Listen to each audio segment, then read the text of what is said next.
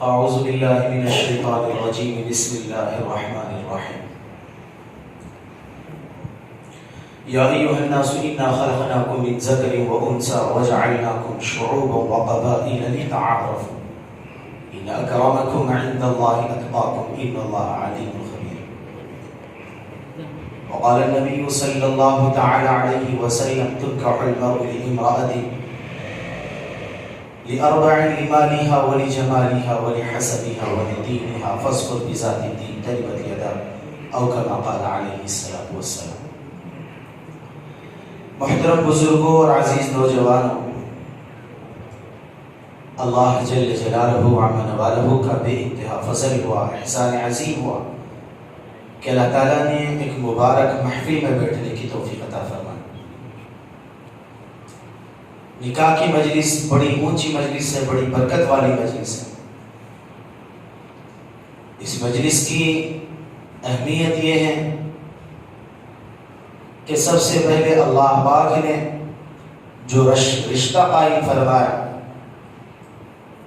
وہ دادا دادی، نانا نانی اور اسی طرح ماموں خالہ، جتنے بھی دنیاوی رشتے ہیں ان رشتوں کو سب سے پہلے اللہ پاک نے وجود نہیں دیا۔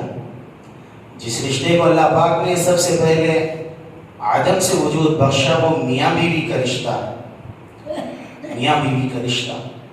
اللہ تعالیٰ نے حضرت آدم علی نبینا علیہ السلام کو پیدا فرمانے کا جب ارادہ کیا تو سب سے پہلے فرشتوں کو حکم دیا، وَإِذْ قَالَ رَبُّكَ لِلْمَلَائِكَةِ إِنِّي جَاعِلٌ فِي الْأَرْضِ خَلِيفَةً قَالُوا وَتَجْعَلُ فِيهَا مَن يُفْسِدُ فِيهَا وَيَسْفِكُ الدِّمَاءَ وَنَحْنُ نُسَبِّحُ بِحَمْدِكَ وَنُقَدِّسُ لَكَ۔ کہ اللہ کا حکم ہوا، فرشتوں نے باقاعدہ حضرت انسان کی تخلیق کے اوپر انگلیاں اٹھائی تھیں کہ ہم تو تیری پاکی بڑائی بیان کرنے کے لیے کافی ہیں، تو ایسی مخلوق کیوں پیدا کرنا چاہتا ہے جو زمین میں خونریزی کرے گی، فتنہ اور فساد کا سبب بنے گی۔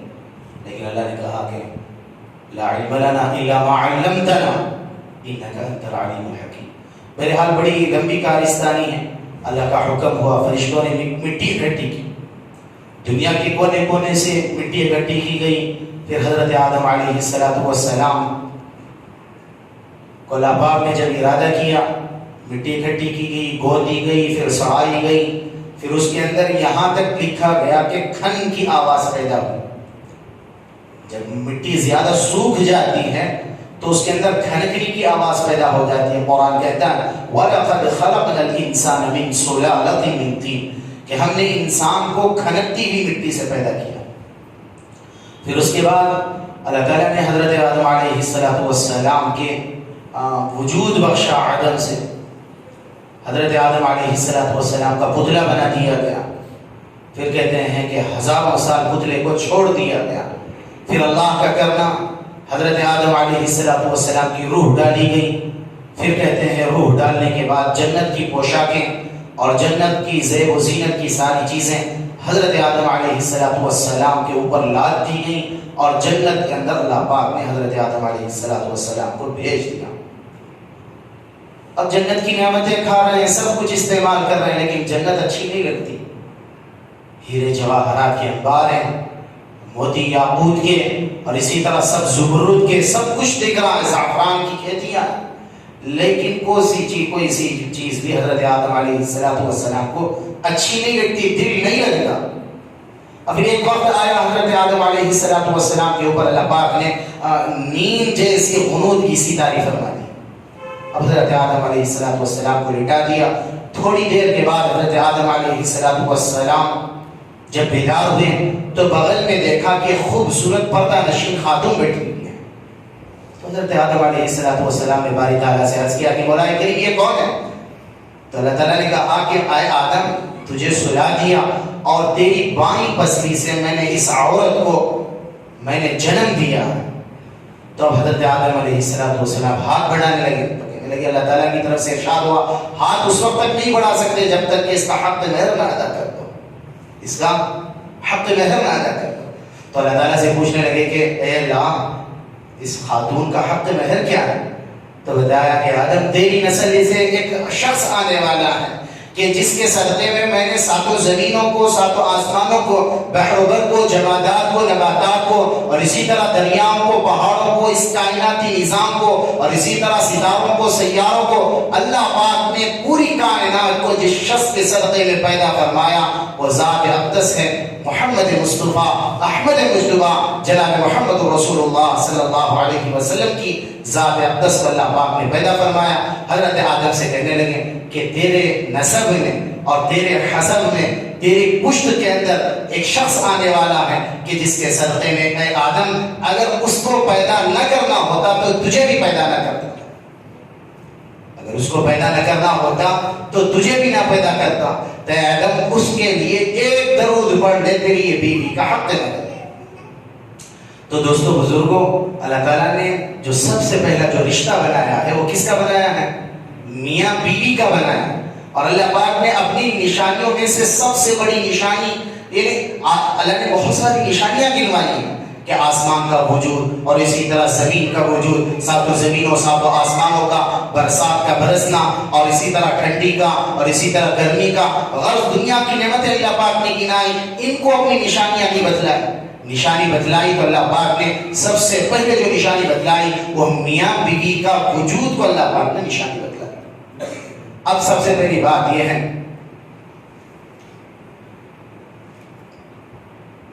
جو میں نے حدیث شریف پڑھی ہے کہ تنکح المرء لأربع لمالها ولجمالها ولحسبها ولدينها فاظفر بذات الدين تربت يداك كما قال عليه الصلاة والسلام۔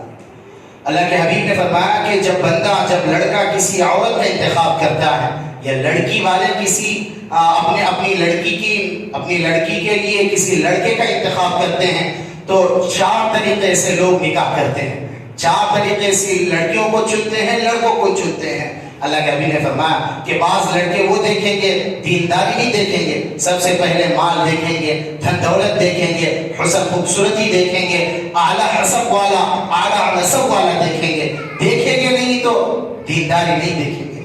اللہ کے حبیب نے فرمایا تنکح المرء لأربع لمالها ولجمالها ولحسبها فاصبر بذات الدین، مال مت دیکھو، دھن دولت مت دیکھو، حسب نسب مت دیکھو، اور اسی طرح اللہ کے حبیب نے فرمایا خوبصورتی مت دیکھو، خوبصورتی ختم ہونے والی۔ آج کا فقیر، آج کا امیر کل کا بھکاری بن جائے گا، کل کا بھکاری آج کا لکھپتی کروڑ پتی بن جائے گا، اور حسب نسب کے اوپر اور اسی طرح اعلیٰ کوالٹی کا خاندان بھی ہونا اللہ کے یہاں عزت کا مقام مرتبہ نہیں پہنچا سکتا۔ اللہ نے کہا یا ایھا الناس انا خلقناکم من ذکر وانثی وجعلناکم شعوبا وقبائل لتعارفوا ان اکرمکم عند اللہ اتقاکم۔ لوگوں، اللہ پاک نے تمہیں ایک ماں اور ایک نطفے، ایک ماں اور ایک مرد اور ایک عورت کے نطفوں سے اللہ پاک نے تمہارا عدم سے وجود بخشا۔ انا خلقناکم من ذکر وانثی وجعلناکم شعوبا وقبائل لتعارفوا۔ اللہ پاک نے قبیلے بنائے، قبیلے بنائے، خاندان بنائے، اور تمہارے خاندانوں کی شکلیں اللہ پاک نے دی کہ تم دنیا میں سب اٹھا کے زندگی گزار سکو۔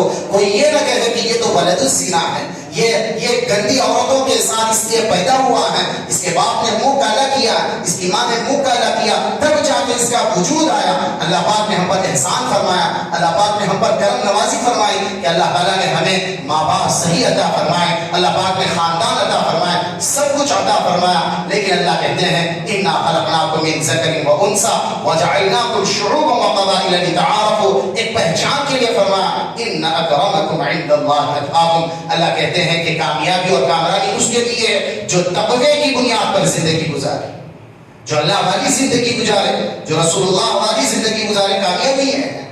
اب لڑکا تلاش کرتا ہے تو ضروری ہے کہ لڑکے کے لیے وہ پاکیزہ ماں تلاش کرے، پاکیزہ عورت تلاش کرے، دیندار عورت تلاش کرے، حسب نسب والی، اونچے خاندان والی، اور اسی طرح دھن دولت والی، ملائی والی، رزق کرائی والی، اور اسی طرح حسب خوبصورتی والی تلاش کرو گے، اللہ کی عزت اور جلال کی قسم کامیابی اور کامرانی نہیں مل سکتی۔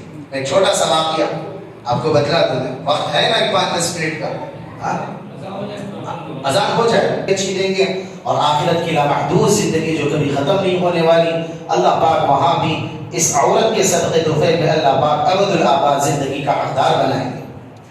تو میں کہہ رہا تھا کہ جس طرح لڑکا کسی لڑکی کا انتخاب کرتا ہے تو لڑکا اور لڑکی دونوں اچھے ہوں، صرف پیسے کی لالچ، دھن دولت کی لالچ اور خاندان حسن خوبصورتی کی لالچ دیکھ کر زندگی گزارو گے، دنیا میں چھاننا پڑے گا مٹی۔ اگر کامیابی اور کامرانی چاہتے ہیں تو اللہ جل جلالہ عما نوالہ کی حکموں کے مطابق زندگی گزارنے والا اور حکموں کے مطابق زندگی گزارنے والی عورت کا انتخاب کرے۔ اب ایک چھوٹا سا واقعہ ایک بزرگ کا میں بتاؤں۔ ایک بزرگ ندی کے کنارے وضو کر رہے تھے، کئی دنوں کا فاقہ، اچانک دھوپ کی اتنی شدت تھی کہ بہتا ہوا نہر سے ایک سیب آیا، تو انہوں نے اٹھا کے بغیر پوچھے اٹھا کے کھا لیا۔ اب جب جو اندر معدے کی پکار ہوتی ہے تھوڑی سی بند ہوئی تو خوف خدا غالب آیا کہ مالک کے کائنات، مجھ سے یہ کیسے غلطی ہو گئی؟ میں نے جب بھی کوئی لقمہ منہ تک گیا ہے، میں نے ہمیشہ سوچا کہ حرام کا تو نہیں، یہ حلال کو تو نہیں، یہ میں نے اپنی خون کی پسینے کی کمائی سے میں نے یہ رزق حاصل کیا تو نہیں ہے۔ وہ اتنی شدت تھی کہ پوچھنا بھی گوارا نہیں کیا، مالک کائنات مجھ سے غلطی ہو گئی، اس کا ازالہ کیسے کرو؟ اب انہوں نے سوچا کہ جس سمت سے یہ نہر بہ رہی ہے دیکھو تو صحیح، کہیں سے یہ سیب آ رہا ہوگا، کہیں اس کا باغ ہوگا۔ پھر اب یہ چلتے چلتے چلتے میلوں میل چلنا انہوں نے شروع کیا، چلتے چلتے آخر دیکھا کہ ایک درخت ہے، بڑا سا باغ ہے، کنارے ایک درخت ہے، اس کی شاخیں اس نہر کی طرف جھک رہی ہیں، تو سمجھتے ہیں کہ ہو نہ ہو اسی درخت کا یہ سیب نیچے ٹوٹ کر گرا۔ اب یہ گئے باغ کے مالک کے پاس، جانے کے بعد وہاں پر انہوں نے باغ کے مالک سے کہا کہ اب میرے مجھ سے غلطی ہو گئی ہے، آپ مجھے معاف فرما دیں، میں نے بغیر پوچھے آپ کے باغ کا ایک سیب کھایا ہے، کئی دنوں کا فاقہ تھا، شدت تھی، وضو کر رہا تھا، دیکھا کچھ سوچا نہ گیا، فوراً اٹھا کے کھا لیا، اور جب بھوک مٹی تو میرے اوپر خوف خدا غالب آیا، آپ سے میں معافی طلب کرنے آیا۔ وہ بھی اللہ والے تھے، وہ بھی کوئی پہنچی ہوئی ہستی تھی، انہوں نے باقاعدہ کہا کہ بھائی ایسے تو معافی نہیں ہوگی، معافی ہونا ہے تو ہمارے یہاں باپ کی رکھوالی کرنی پڑے گی۔ اور کہا آپ معاف کر دو گے؟ ہاں جی معاف کر دیں گے۔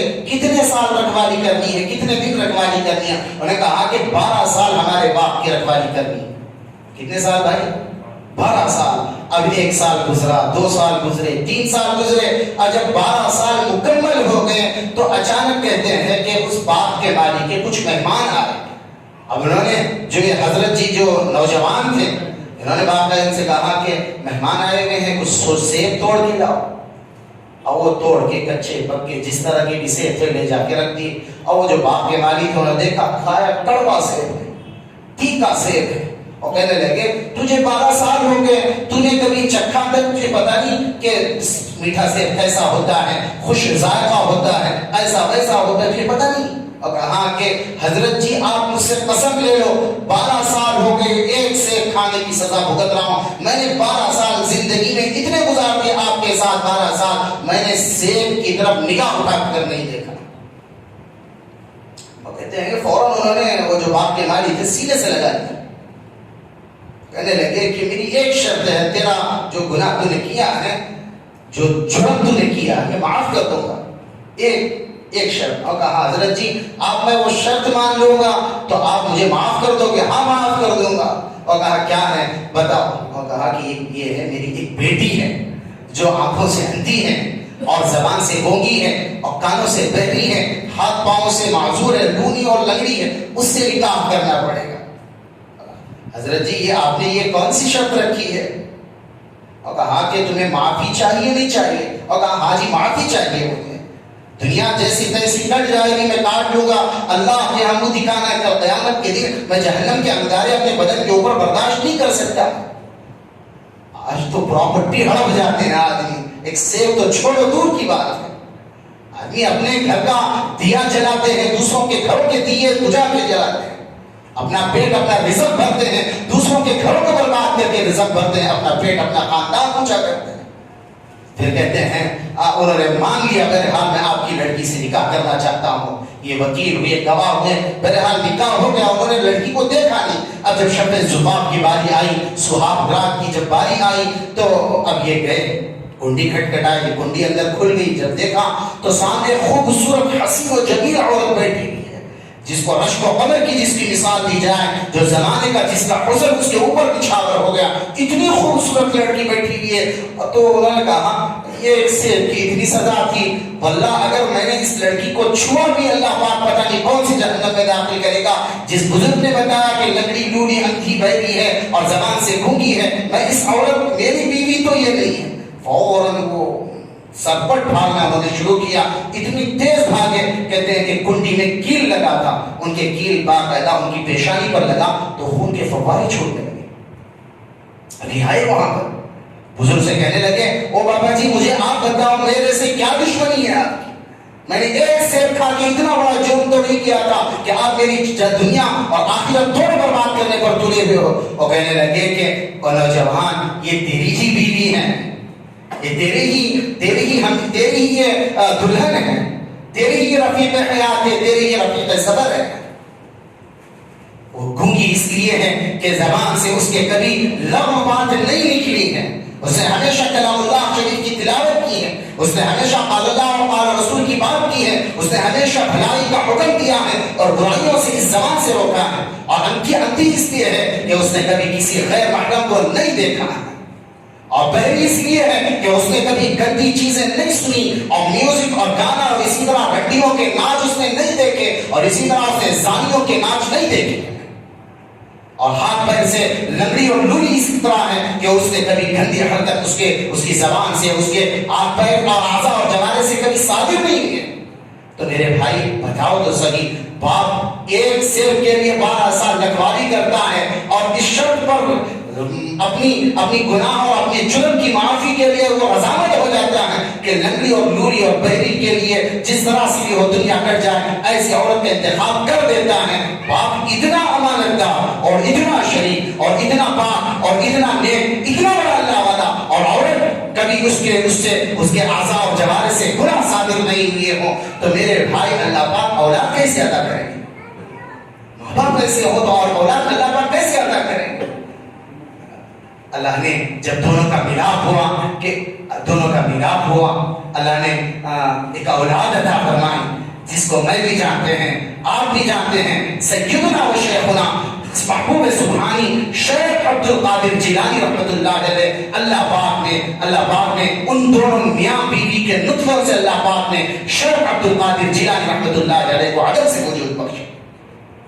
جب حضرت کی مجلس لگتی، جب وہ اللہ رب العزت کی باری تعالیٰ کی وحدانیت کے اوپر باتیں کرتے، ہزاروں جنازے اٹھتے تھے ایک مجلس کے اندر۔ یہ ماں باپ کی کرم نوازی کا ہے بدلہ ہے۔ صرف لڑکے یہ دیکھتے ہیں کہ صرف دیندار ہو، لڑکی والوں کو بھی چاہیے کہ لڑکا بھی دیندار ہو، صرف کمانے والا، بینک بیلنس بنانے والا اور اعلیٰ نسب والا ہوگا، میرے بھائی دیندار بھی ہوگا، چاہیے ہوگا، تمہاری لڑکیوں کو برباد کرے گا، سسکیاں نکلے گی تمہاری لڑکیوں کی اگر دیندار مرد کا انتخاب نہیں کیا جائے۔ اور دوسری بات، میاں بیوی کا رشتہ بڑا اونچا رشتہ ہے۔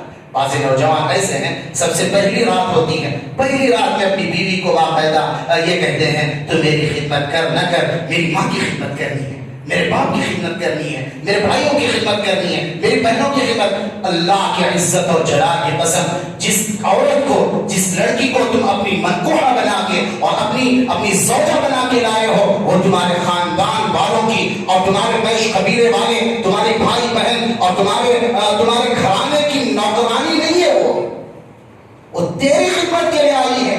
نہ ابھی میل بیٹھا ہے، نہ ابھی محبت بھری ہے، اور نہ ہی ابھی کوئی تعلقات پیدا ہوئے ہیں، پہلی رات میں بیوقوف ہے کہ باقاعدہ پٹیاں پڑھانے لگتے ہیں۔ گھر اس کو کون پکائے گی؟ سارے خاندان کے کپڑے یہ نہ دھوئے گی تو اور کون دھوئے گی؟ یہ نبی یہ معاشرہ دے کر نہیں گئے تھے، یہ نبی یہ معاشرہ دے کر نہیں گئے تھے۔ آج ہمارے معاشرے نے تنگ بنا دیا ہے ساری چیز۔ وقت نہیں ہے کہ میں اس کے اوپر کھل کے بات کروں، بہرحال اللہ تعالیٰ ہمیں کہا سنا قبول فرمائے۔ ایک چھوٹا سا واقعہ سنا کے انشاءاللہ ختم کر دوں کہ انبن میاں بیوی کے درمیان ہو جاتی ہے جتنی بھی محبت ہو، اجی وہ محبت نہیں ہے جس کے اندر لڑائی فتنہ نہ ہو۔ جب لڑائی ہوگی تبھی تو محبتیں بڑھے گی۔ برداشت کرنا، اب میاں کے اندر کچھ خاص خصلتیں ایسی ہوتی ہیں جو عورت کو ٹھیک سے لباتی نہیں ہے تو عورت کو چاہیے کہ برداشت کر لے. مرد کو چاہیے کہ عورت کے اندر کچھ خامیاں ہوتی ہے. اللہ کے حبیب جناب محمد رسول اللہ صلی اللہ علیہ وسلم نے 100 برائیاں ہوں 99 برائیاں ہوں ایک اچھائی ہو تو اس اچھائی کے گن گاتے پھرو, تمہاری عورت تمہاری غلام بن جائے گی.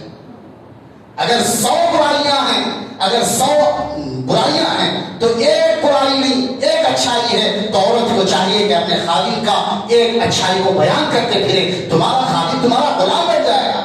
ہماری ساسیں, ہماری ننندیں, دیور باقاعدہ سارے اچھائیاں 100 اچھائیاں ہوں تو اس کو پلے رکھتے ہیں, اور ایک جو برائی ہوتی ہے اس کو باقاعدہ لوگوں کے سامنے دکھاتے پھرتے ہیں, ہماری بھابھی ایسی ہے, ہماری بہو ایسی ہے, ہماری یہ ایسی ہے ویسی. اللہ کا واسطہ دیتا ہوں اس سے گھر برباد ہو جاتے ہیں. میاں کو چاہیے کہ بیوی کے کھانوں کی تعریفات کریں, اس کے ساتھ اچھا پیش آئیں. عورت کو چاہیے کہ مرد کا باقاعدہ خیال رکھیں.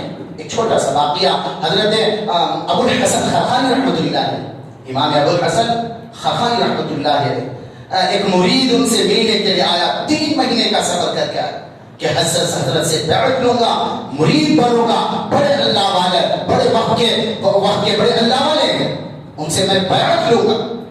گئے, گھر میں گئے تو دیکھا کہ حضرت جی کہاں ہیں, پوچھا گھر والی سے, وہ کہنے لگے تو بھی ان کی بات میں آ گیا.